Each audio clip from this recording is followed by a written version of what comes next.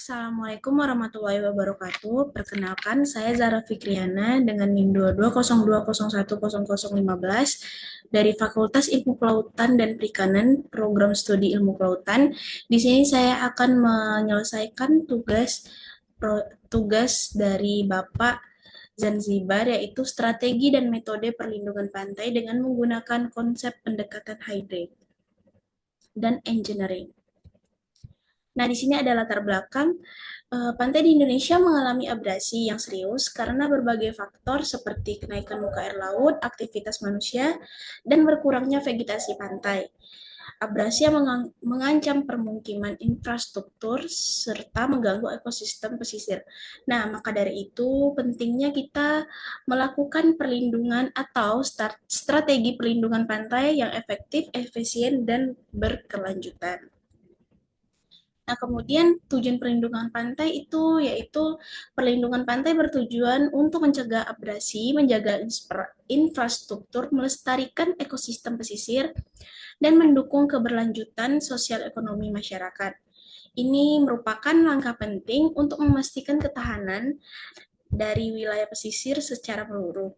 Nah, tujuannya itu selain itu adalah mencegah di sini yaitu mencegah abrasi dan erosi tanah pesisir untuk mengatasi ancaman abrasi yang menyebabkan garis pantai itu semakin mundur ke daratan. Kemudian juga untuk dari melindungi permukiman infrastruktur dan aset vital pesisir. Jadi melindungi permukiman ini dari abrasi tadi dan segala macam.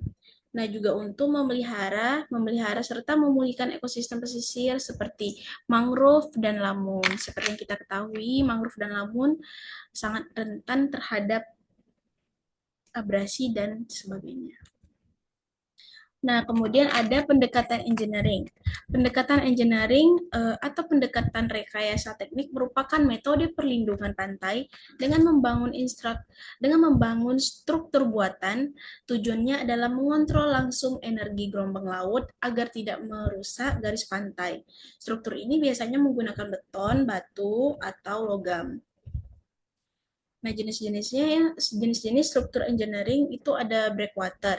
Nah, breakwater tersendiri itu ialah pemecah gelombang lepas pantai.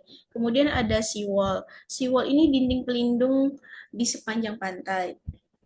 Kemudian ada jetty. Jetty ini melindungi muara sungai dan pelabuhan dari sedimentasi. Kemudian ada revetment. Revetment ini adalah lapisan perlindungan lereng pantai. Kemudian yang terakhir ada groin. Groin ini struktur yang menahan sedimen di sepanjang pantai. Kemudian ada kelebihan dan kekurangan dari penggunaan engineering. Nah, kelebihannya itu secara langsung yaitu langsung mengurangi energi gelombang. Jadi kelebihannya itu bisa langsung mengurangi energi gelombang yang berasal dari laut. Kemudian juga dia melindungi secara fisik wilayah di belakangnya. Jadi kan karena dia mengurangi, jadi dia juga selain mengurangi, dia juga melindungi wilayah-wilayah yang di belakang yaitu permukiman-permukiman. Kemudian kekurangannya itu biaya pembangunan dan pemeliharaannya yang sangat tinggi dan juga mengganggu ekosistem pesisir, juga bisa menyebabkan erosi di tempat lain akibat gangguan arus dan sedimen. Nah, setelah tadi pendekatan engineering, sekarang kita masuk ke pendekatan hybrid. Pendekatan hybrid ini menggunakan rekayasa teknik dengan solusi berbasis alam. Misalnya membangun pemecahan gelombang dan menanam vegetasi pesisir seperti menanam mangrove. Tujuannya adalah menciptakan sistem perlindungan yang lebih ramah lingkungan dan tahan jangka panjang. Nah, kalau yang hybrid ini dia lebih ramah lingkungan dan juga biayanya lebih affordable. Nah, kita akan lihat kelebihan dan kekurangannya nanti. Nah, jenis pendekatan hybrid itu ada breakwater plus mangrove. Jadi mereka bekerja sama yaitu struktur keras mengurangi energi gelombang besar dengan menggunakan mangrove sebagai penyerap sisanya. Nah, yaitu ada juga permeable struktur dan vegetasi. Ini memungkinkan sedimen masuk dan tertahan. Kemudian ada reef ball atau karang buatan.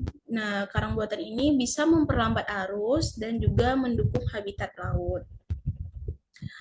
Kemudian ini adalah manfaat hybrid. Manfaatnya itu mengurangi gelombang secara bertahap dan alami. juga membantu membangun kembali ekosistem pesisir, menyediakan perlindungan yang lebih murah dalam jangka panjang, dan dapat mendukung aktivitas ekonomi misalnya perikanan dan wisata. Kemudian kombinasi struktur dan alam. Nah, pendekatan hybrid menciptakan lapisan perlindungan berjenjang, yaitu pertama ada struktur teknik menahan gelombang besar di laut, kemudian ada vegetasi seperti mangrove, menyerap sisa energi, dan menjebak sedimen, dan memperluas garis pantai. Kemudian hasilnya adalah perlindungan fisik dan ekologis yang lebih kuat. Kemudian ini ada studi kasus, ada dua studi kasus. Yang pertama ada studi kasus di Bedono Demak, di Desa Bedono, Kabupaten Demak. Nah, di Desa Bedono ini telah mengalami abrasi pantai sejak akhir 1990-an. Nah, luas daratan yang hilang akibat abrasi tersebut mencapai ratusan hektar, termasuk area permukiman dan pertanian. Abrasi diperparah karena adanya penggundulan hutan ekosistem, juga karena adanya penurunan muka tanah dan kenaikan muka air laut, dan juga aktivitas pembangunan dan alih fungsi lahan. Nah, solusi dari studi kasus tersebut, solusi dari pemerintahnya yaitu menggunakan breakwater bambu dan menggabungkan dengan budidaya kerang hijau di struktur. Struktur ini melindungi pantai dan menyediakan sumber ekonomi tambahan bagi masyarakat setempat. Kemudian ada studi kasus yang kedua, yaitu studi kasus di Timbul-Losko, Demak.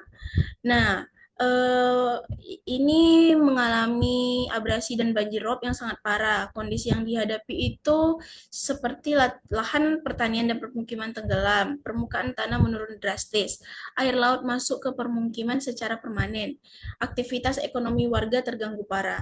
Nah, solusinya yaitu diterapkan permeable dam dari bahan lokal. Dia seperti meniru akar mangrove gitu, dan juga terjadi kerusakan akibat gelombang besar. Pelajaran pentingnya itu struktur hybrid perlu dipertimbangkan kekuatan dan arah gelombang saat didesain. Nah, sekarang masuk ke perbandingan hybrid dan engineering. Perbandingannya, pendekatan hybrid dalam pengelolaan pesisir pantai merupakan kombinasi antara rekayasa teknik sederhana dan solusi berbasis alam. Kelebihan dari pendekatan hybrid adalah sifatnya kan tadi yang saya sebutin, yaitu ramah lingkungan, biayanya juga lebih murah, serta melibatkan masyarakat secara aktif dalam pembangunan dan pemeliharaan. Pendekatan ini juga cenderung lebih berkelanjutan karena tidak hanya melindungi wilayah dari abrasi, tapi juga memulihkan fungsi ekosistem pesisir. Namun, pendekatan hybrid juga memiliki kekurangan, seperti struktur alami, seperti bambu atau kayu, tidak cukup kuat untuk menahan atau menghadapi gelombang besar, seperti yang terjadi di Timbulsko, di mana beberapa struktur rusak karena kurang pertimbangan kekuatan dan ada gelombang dalam perancangannya. Selain itu, struktur ini memerlukan perawatan berkala agar tetap berfungsi. Nah, ini adalah kekurangan dan kelebihannya menggunakan pendekatan hybrid. Sedangkan jika pendekatan engineering, yaitu menggunakan struktur buatan dari material keras seperti beton, batu, ataupun baja. Contohnya adalah tanggul laut, seawall, dan breakwater dari batu besar. Struktur ini memang lebih kuat dan tahan lama serta efektif untuk menahan gelombang besar dalam waktu singkat. Namun, pendekatan ini juga memiliki sejumlah tantangan karena menggunakan biaya yang sangat besar dan tinggi dan memerlukan alat berat serta keahlian teknik khusus, dan seringkali mengganggu keseimbangan ekosistem pesisir. Selain itu, struktur keras bisa mengubah arus dan pola sedimentasi yang justru menimbulkan abrasi baru di tempat dan wilayah lainnya. Nah, tantangan implementasi. Pendekatan hybrid memiliki potensi besar untuk perlindungan pesisir yang berkelanjutan dan ramah lingkungan.